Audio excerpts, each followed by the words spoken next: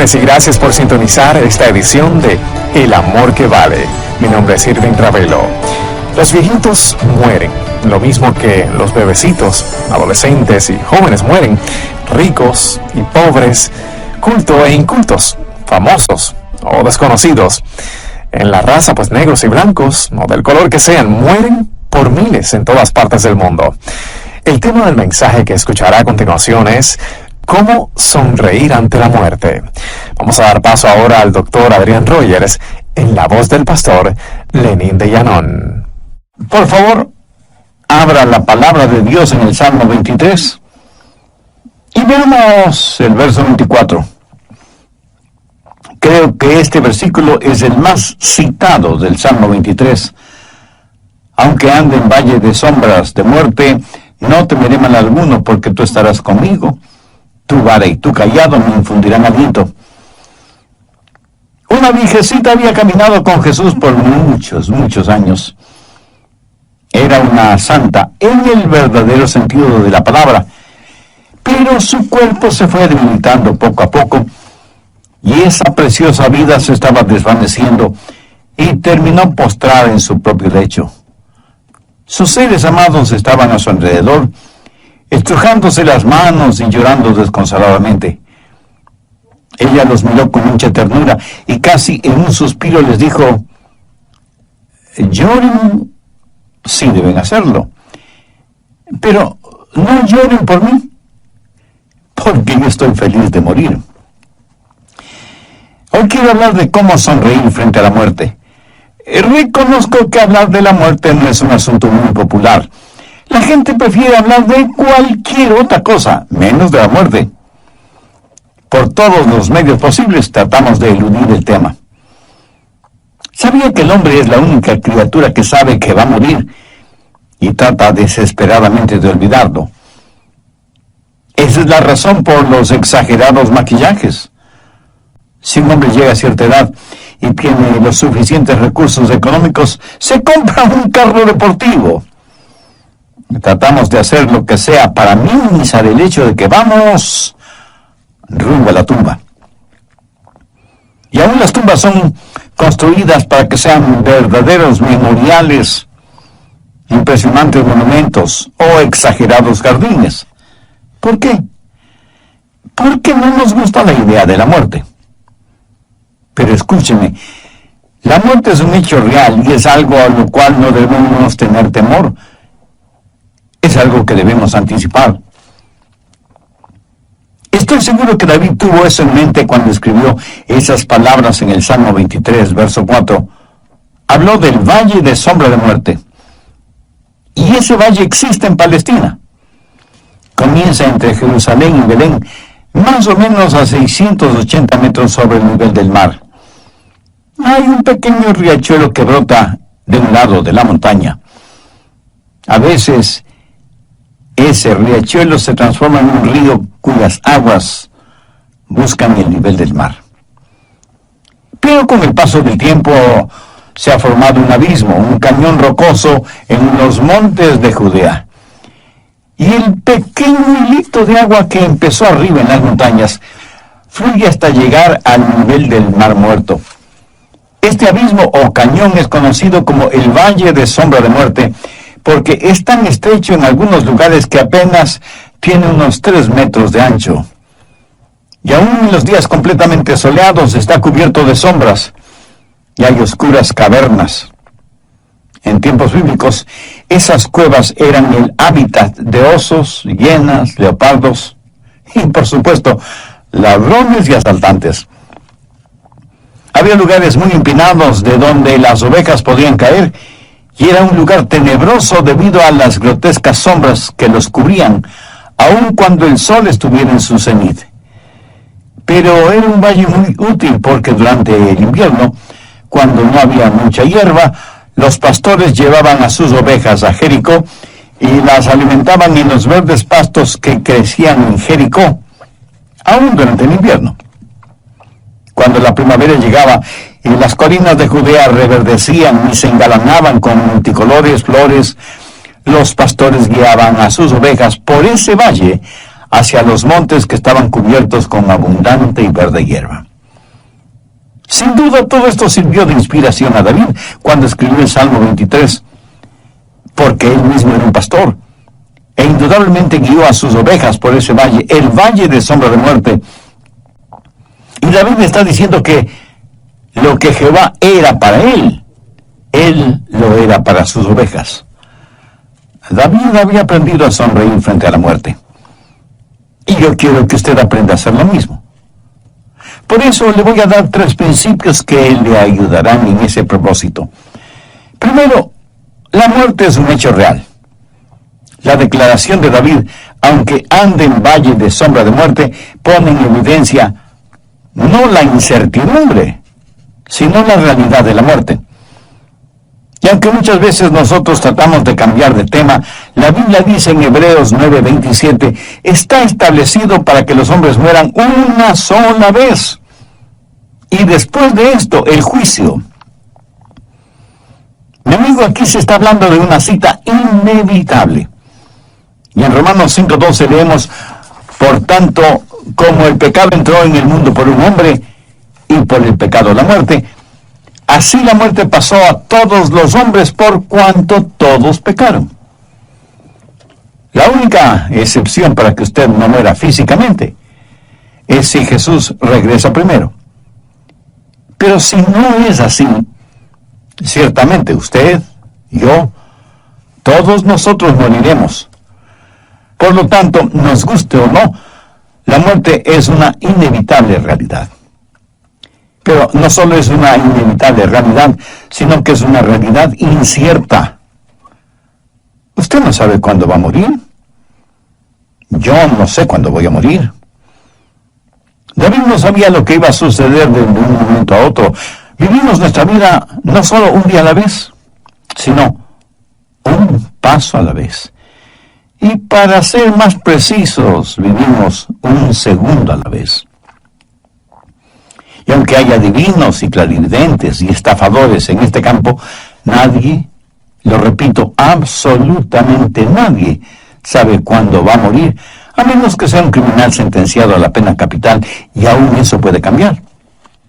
Los viejitos mueren, lo mismo que los bebecitos. Adolescentes y jóvenes mueren, ricos y pobres, cultos o incultos, famosos o desconocidos, negros o blancos, o del color que sean, mueren por miles en todas partes del mundo. La Biblia dice en Santiago 4, los versos 3 y 14, vamos ahora, los que decís, hoy y mañana iremos a tal ciudad y estaremos allí un año, y traficaremos y ganaremos, cuando no sabéis lo que será mañana, porque ¿qué es vuestra vida? Ciertamente es neblina que se aparece por un poco de tiempo y luego se desvanece. Ahora, por favor, note la admonición que encontramos en el verso 15. En lugar de lo cual deberíais decir, si el Señor quiere, viviremos y haremos esto o aquello. ¿Sabía que Dios no tiene que quitarle la vida? Lo único que tiene que hacer es dejar de dársela. ¿Lo entiende? Es gracias a la misericordia de Dios que no somos consumidos y que la vida es un regalo de Dios. La muerte es un hecho real e inevitable. Es algo incierto también, pero también es muy personal. David dijo, aunque ande, no dijo, aunque los demás anden, aunque ande en valle de sombra de muerte. Cuando nosotros los pastores o predicadores les decimos a las personas que se preparen para morir, ¿sabe lo que sucede en la mente humana? Piensa que nos referimos a las otras personas, no a ellos. Mi amigo, usted o yo podemos morir en cualquier momento. Y si usted piensa que goza de muy buena salud, ¿cuándo fue la última vez que se hizo un examen médico integral? Vivimos al filo de la eternidad. La muerte es, pues, un hecho real y muy personal. Segundo, la muerte es un enemigo derrotado. Aunque ande en valle de sombra de muerte, no temeré mal alguno. Y aquí tenemos algunas verdades cuando pensamos en la muerte como enemigo derrotado. Primero, el valle. No puede haber valles sin montañas. Es una imposibilidad geográfica.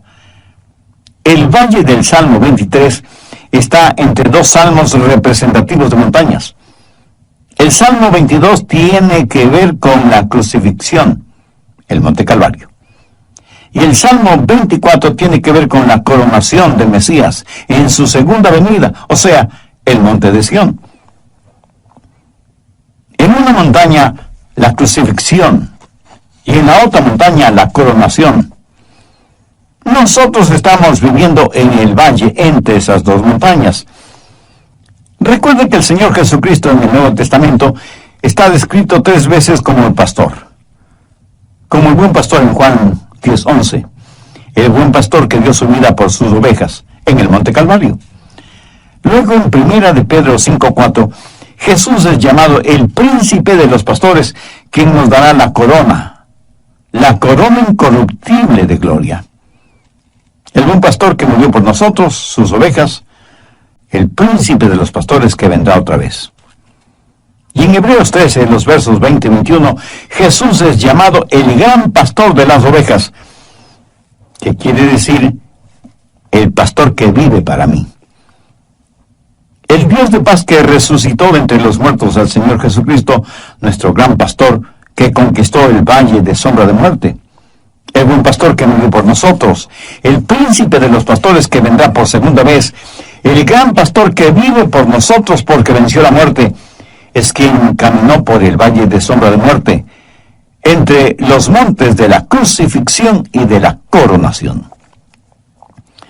Segundo, no puede haber sombras si no hay luz. La muerte no es más que una sombra si usted conoce al Señor Jesucristo, porque Él fue la muerte de la muerte. Él le quitó el aguijón a la muerte. Jesús quitó lo sombrío de la tumba y nos ha dado una esperanza que es firme y segura. Las sombras pueden asustarle, pero no pueden hacerle daño. No puede haber sombras si es que no hay luz.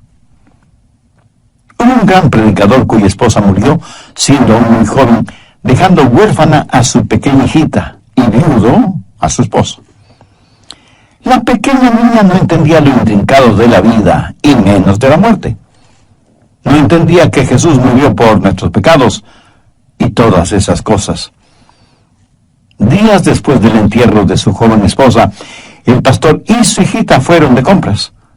La niña se quedó en el carro mirando el lugar en donde su padre había ido para comprar algo. De pronto, sobre la pared, vio la sombra de un camión. La sombra era mucho más grande que el camión, debido a que el sol ya estaba en el oeste.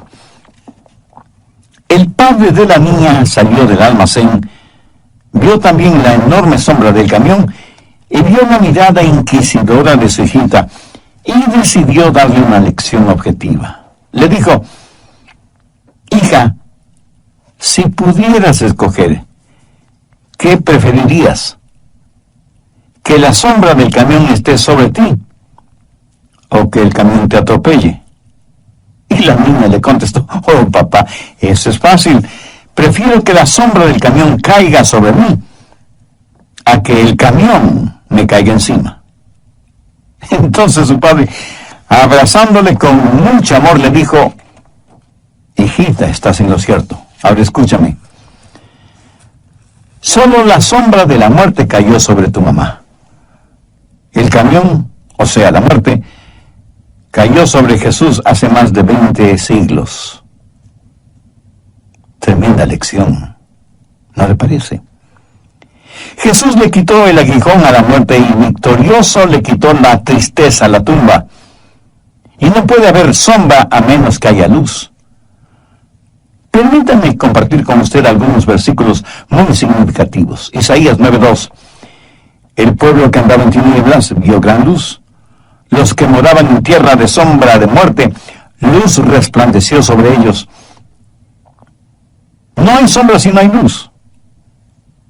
Mi amigo, ¿se encuentra usted ahora mismo en algún valle de sombra de muerte? pues mire hacia la luz. Si mira hacia la luz, la sombra estará a sus espaldas. Usted ni siquiera la verá. Mire hacia la luz. No hay valle a menos que existan montañas, y no hay sombra a menos que exista luz. Tercero, no hay mal sin la existencia del bien. Aunque ande en valle de sombra de muerte, no temeré mal alguno, porque tú estarás conmigo.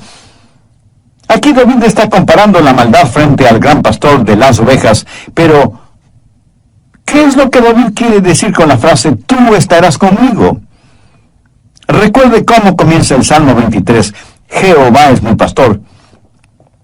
Y como ya lo he dicho anteriormente, Jehová es Yahweh. Palabra realmente impronunciable porque está compuesta de 4 consonantes. Yahweh era el más sagrado nombre de Dios que los judíos conocían. ¿Cuán sagrado, cuán reverente es el nombre de Dios para usted? Es más, tiene una relación personal con Dios por medio del Señor Jesucristo. ¿Qué importancia tiene en su vida la Biblia como la inspirada palabra de Dios? Si usted muriera hoy, ¿le sonreiría la muerte? Si usted se siente desconcertado con esas preguntas, entonces es evidente que usted todavía no es salvo, y aunque esté vivo, espiritualmente está muerto en sus pecados. Por eso le invito a que ahora mismo haga la más trascendente decisión de su vida, porque de esta decisión depende su futuro eterno.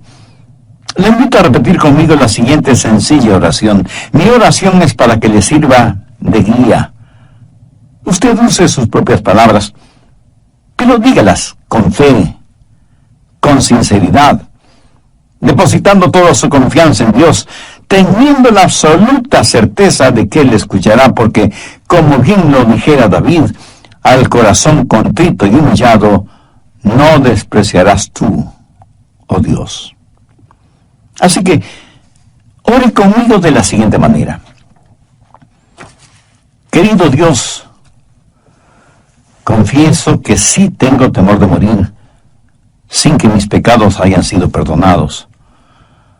Por eso vengo a ti en busca de ayuda, de gracia, de misericordia, que nadie ni nadie me la pueden dar, sino únicamente tú.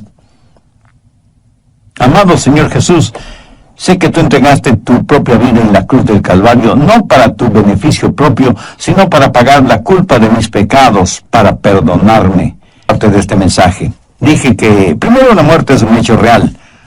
La declaración de David, aunque ande en valle de sombras de muerte, pone en evidencia no la incertidumbre, sino la realidad de la muerte.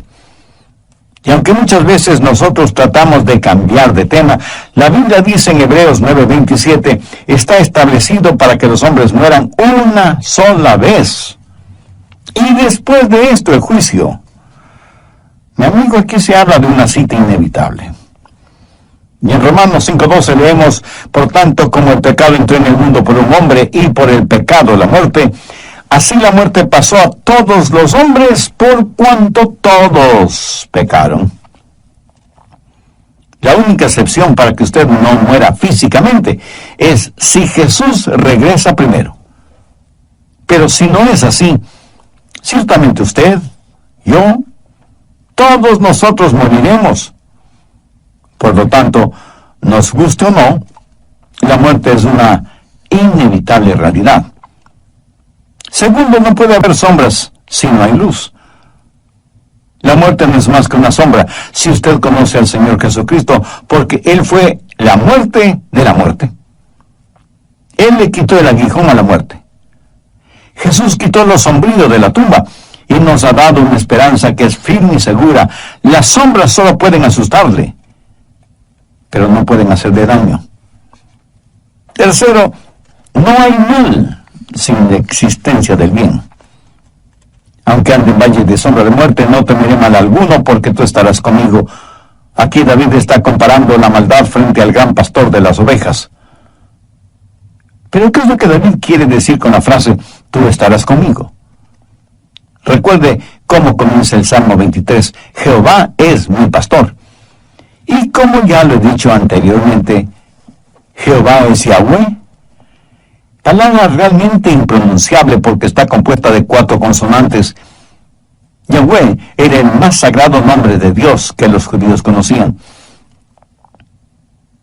Cuando no queremos hacer algo, aunque Dios mismo sea el que nos ordene hacerlo, buscamos cualquier excusa para eludir la responsabilidad que Dios nos está asignando. Las páginas de la Biblia en el Antiguo y Nuevo Testamentos están abarrotadas de ejemplos. Adán, Eva, Moisés, Jonás, Pablo, Santiago, etcétera, etcétera. Parece que los seres humanos somos naturalmente profesionales en esto de presentar excusas o disculpas para no hacer lo que Dios nos ha mandado hacer. El capítulo 3 de Éxodo describe detalladamente la conversación entre Dios y Moisés, las órdenes de Dios y la cantidad de excusas por parte de Moisés para evadir la orden que Dios le había dado. Señor, no puedo ir. No me creerán. ¿Quién diré que me envía? Y Dios le dijo a Moisés, diles que el yo soy te envía. Yo soy el gran Dios eterno y personal, sin principio ni fin. No soy el que fui o el que seré. Así, diles que el gran yo soy te envía. Diles que Jehová, Yahweh, es mi poderoso nombre. Si mal no recuerdo, en un programa anterior dije que el nombre Jehová solo es mencionado en el Antiguo Testamento, no en el Nuevo. ¿Por qué? Porque el Jehová del Antiguo Testamento es el Jesús del Nuevo Testamento. Su nombre era tan sagrado que los escribanos judíos, cuando tenían que copiar ese nombre, de acuerdo a la tradición, se lavaban las manos 7 veces y luego copiaban el nombre de Dios con una pluma nuevecita que una vez escrito ese divino nombre era echada al fuego o a la basura. Jehová Yahweh, el gran yo soy. ¿Sabe que el nombre Jesús significa Jehová salva? Permítame darle un trasfondo de esto. ¿Recuerda cuando Moisés ya no podía liderar al pueblo de Israel? Entonces eligió a Josué para que lo reemplazara.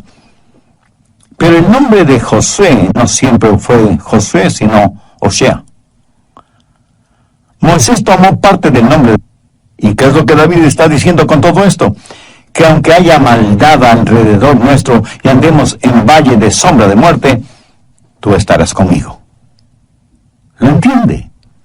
Dios está con nosotros, pero no solo está con nosotros, sino que en la actualidad, por medio de su Espíritu Santo, está en nosotros. No pueden haber valles sin montañas. No puede haber sombra sin luz. No puede haber mal sin la existencia de un gran bien. La verdad siempre es más poderosa que la mentira. Un refrán popular dice que la verdad duele, y duele precisamente porque es la verdad. ¿Será por eso que en términos generales los seres humanos somos tan mentirosos? Nos olvidamos que cuando mentimos nos parecemos mucho al diablo. Porque el diablo es el padre de las mentiras. Y cuando decimos la verdad, nos parecemos más a Cristo, porque Él dijo, yo soy la verdad. ¿Sabía que los líderes religiosos del tiempo de Jesús confabularon contra Él porque las verdades que Jesús decía estaban totalmente en contra de las enseñanzas de ellos? Infinitamente más poderoso que Satanás es Jesús. La vida es mucho más grande que la muerte. Por eso, aunque ande en valle de sombra de muerte, no temeré mal alguno, porque tú estarás conmigo. Así que no solo debemos ver la muerte como un hecho real y como un enemigo derrotado, sino que debemos ver la muerte como un entrañable amigo. En tercer lugar, Y estoy seguro que algunos de ustedes, un tanto sorprendidos o extrañados, me preguntarán, un momento, Pastor Rogers, ¿dice usted que debemos ver a la muerte como un entrañable amigo? Sí, eso es exactamente lo que dije. Mira, cuando estuve preparando este estudio bíblico, quise cambiar esa frase. No me gustaba mucho eso de referirme a la muerte como un entrañable amigo, pero luego decidí dejarlo como originalmente lo había pensado, un entrañable amigo. Permítame compartir con usted unos versículos muy interesantes. 1 Corintios 3, los versos 21 y 23. El apóstol Pablo nos dice lo que tenemos en Cristo. Los hermanos en la iglesia de Corinto habían estado argumentando y discutiendo qué predicador era el mejor. Y unos decían que Pablo, otros que Pedro, otros que Apolos, otros que Cefas, y así por el estilo. Era evidente que cada uno de los miembros de la iglesia tenía su predicador favorito. Y para corregir esa situación, Pablo les dice, ninguno se gloríe en los hombres, porque todo es vuestro. Sea Pablo, sea Apolo, sea Cefas, sea el mundo, sea la vida, sea la muerte, sea lo presente, sea lo porvenir, todo es vuestro, y vosotros de Cristo y Cristo de Dios. Note que entre las cosas hermosas que Pablo dice que nos pertenecen, está la muerte. La muerte es una de nuestras posesiones más preciosas. Pablo no piensa en la muerte como un enemigo, sino como un sirviente. En el Salmo 116:15, el salmista escribió, estimada es a los ojos de Jehová la muerte de sus santos. Y el apóstol Pablo en Filipenses 1:21 dice, porque para mí el vivir es Cristo y el morir es ganancia. Para Pablo el morir, aún desde el punto de vista físico, era ganancia. ¿Por qué? Porque nuestro cuerpo, si somos salvos, será hecho como el del Señor Jesucristo. Intelectualmente es una ganancia porque conoceremos como somos conocidos. Emocionalmente será una ganancia porque seremos capaces de alabar a Dios con todo nuestro ser. Socialmente será una ganancia porque estaremos con los santos de todas las edades y estaremos frente a frente a nuestro Salvador. Y espiritualmente será una ganancia porque ya no seremos afectados por la tentación y el pecado y habitaremos con el Señor para siempre, siendo uno con Él mismo, como nunca antes. ¿Qué es lo que hará posible la realidad de esta relación? La muerte. ¿Lo entiende? La muerte no es mi enemigo si me ayuda a llegar a un lugar como ese. ¿Cuánta razón tuvo Pablo al decir, para mí el vivir es Cristo y el morir es ganancia? David pensó de la muerte como una amiga. Aunque ande en valle de sombra de muerte, no temeré mal alguno porque tú estarás conmigo. Note que aquí David habla de la presencia del pastor. Tú estarás conmigo. Hasta este momento David ha estado hablando de Jehová. Jehová es mi pastor, nada me faltará. En lugares de delicados pastos me hará descansar. Junto a aguas de reposo me pastoreará. Confortará mi alma, me guiará por sendas de justicia por amor de su nombre. Tu vara y tu cayado me infundirán aliento. Pero cuando él está en el valle, ya no habla de Dios, sino que ahora habla con Dios. Habla de la presencia de Dios, de estar frente a Dios, porque Dios está con él, aún en el valle de sombra de muerte. La presencia del pastor. Pensemos en eso. Ya no tenemos que cruzar nuestro Jordán solos. Yo no estaré solo cuando muera, porque Jehová estará conmigo. Pero no solo tener la presencia del pastor, sino también su poder. Tu vara y tu cayado me infundirán aliento. No se olvide que el cayado le servía al pastor para proteger a las ovejas, para guiar a las ovejas, para levantar a las ovejas. Mi amigo, cuando usted vaya a morir,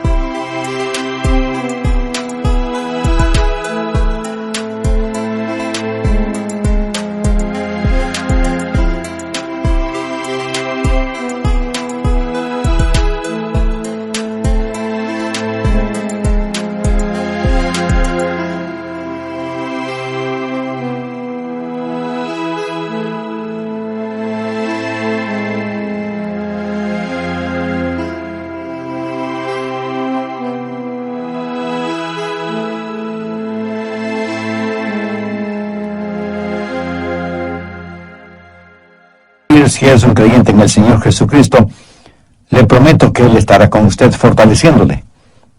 Sentirá la real presencia de Dios, quien dirá: estimada es a los ojos de Jehová la muerte de sus santos.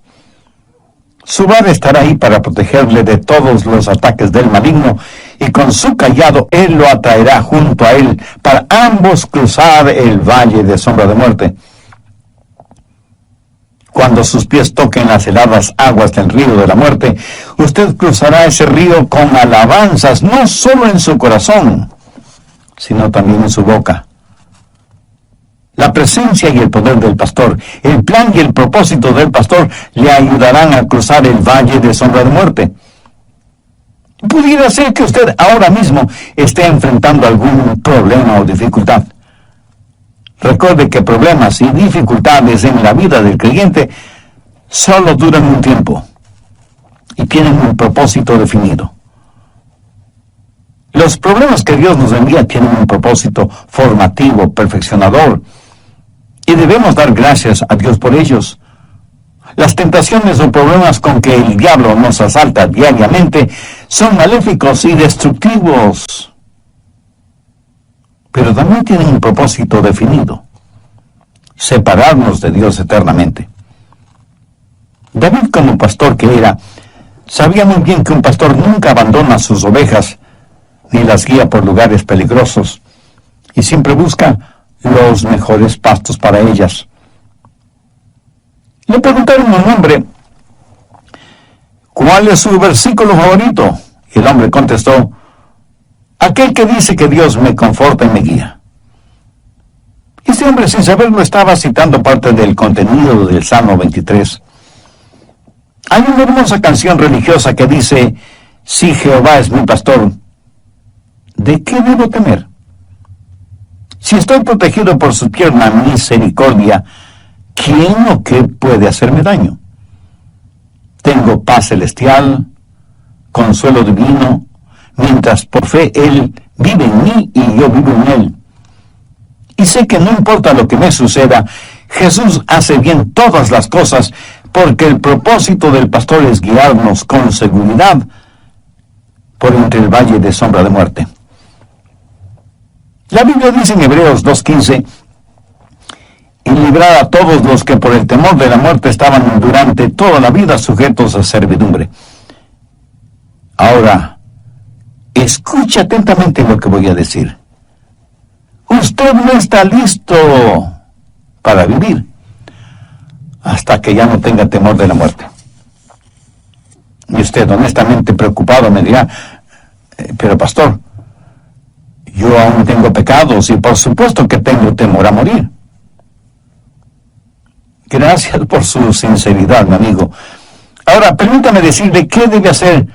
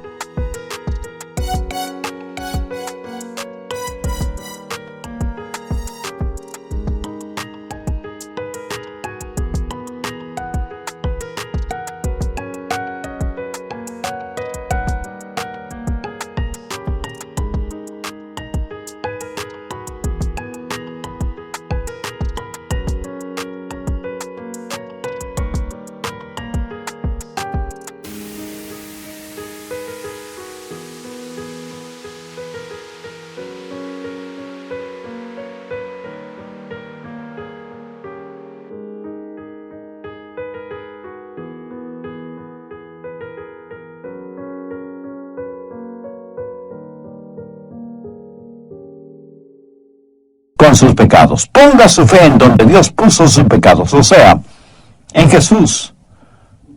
Todos nosotros como ovejas nos hemos descarriado. Cada cual estamos yendo por nuestro propio camino. Dios el Padre ha puesto sobre su Hijo Jesucristo la iniquidad de todos nosotros. Sí, usted debe tener temor de la muerte mientras siga viviendo en el libertinaje de sus pecados. Pero cuando sus pecados le hayan sido perdonados por el sacrificio de Jesús, la muerte dejará de ser su enemiga y se convertirá en su entrañable amiga. Le quiero ayudar para que sepa que la muerte no representa ningún terror para usted. Para que tenga la capacidad de sonreír frente a la muerte. Para que defina de una vez y para siempre este asunto de la muerte. Si usted no tiene la seguridad de su salvación, le invito a orar conmigo una sencilla oración. Pero lo importante es que usted ore con genuina fe, sinceramente, depositando toda su confianza en Dios. Puede orar en voz alta o en voz baja, o silenciosamente si así lo prefiere. Su oración de todas maneras será escuchada por Dios. Querido Dios, quiero ser salvo aquí y en este momento. He pospuesto ya por mucho tiempo esta decisión que tiene que ver con mi vida eterna. Sé que tú me amas y que hasta ahora he sido indiferente a ese incomparable amor tuyo.